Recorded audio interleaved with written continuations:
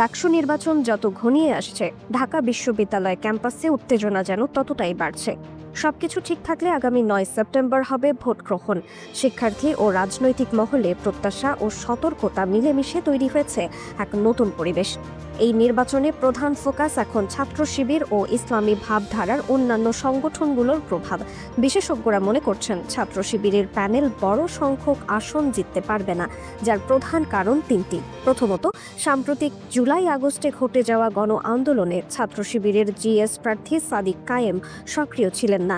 অন্যদিকে ছাত্রদল, বামজোট ও স্বতন্ত্র আন্দোলন থেকে উঠে আসা সংগঠনগুলো আন্দোলনের মূল ধারা তৈরি করেছে। তাই ভোটারদের কাছে তাদের কার্যক্রমের প্রমাণ দৃশ্যমান হলেও ছাত্র শিবিরের অংশগ্রহণ অনুপস্থিত।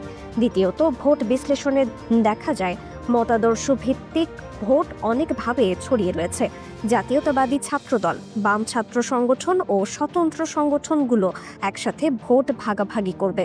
এতে সাদিক কায়েমের সমর্থকরা সর্বাধিক ভোট পেলেও তা বড় জয় নিশ্চিত করতে যথেষ্ট হবে না। সাধারণত ভোট ও সুইং ভোটও প্রায়শই অন্য প্রার্থীর দিকে যাবে।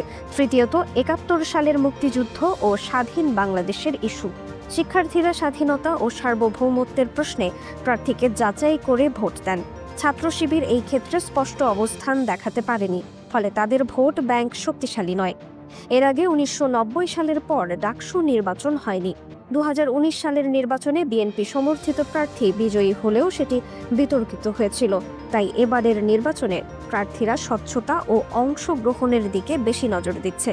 এবারের নির্বাচনে ছাত্র শিবির ছাড়া সকল রাজনৈতিক ছাত্র সংগঠন সক্রিয়। তারা গণ আন্দোলন ও স্বতন্ত্র রাজনৈতিক কার্যক্রমের মাধ্যমে ভোটারদের কাছে নিজেদের প্রভাব প্রমাণ করতে সক্ষম। ফলে বড় জয় দেখা দেওয়ার সম্ভাবনা কম। বিশ্লেষকরা মনে করছেন, এবারের ডাকসু নির্বাচন কেবল একটি সাধারণ ভোট নয়, এটি শিক্ষার্থীদের রাজনৈতিক চেতনা, সংগঠনের কার্যক্রম ও গণতান্ত্রিক প্রক্রিয়ার পরীক্ষা। তাই সচেতনতা বৃদ্ধি ও ভোটারদের অংশগ্রহণ নিশ্চিত করার প্রচেষ্টা বিশেষভাবে লক্ষ্য করা হচ্ছে। সংক্ষেপে বলা যায়, এবারের নির্বাচনে ছাত্র শিবিরের প্যানেলের বিজয় সম্ভাবনা সীমিত।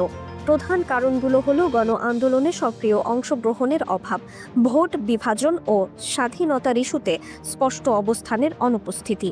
এবারের ডাকসু ভোট শিক্ষার্থীদের রাজনৈতিক অংশগ্রহণ ও সংগঠনের প্রভাবকে নতুনভাবে যাচাই করবে। রিফাত আরা ইসলাম, দ্য ডেইলি ডটস।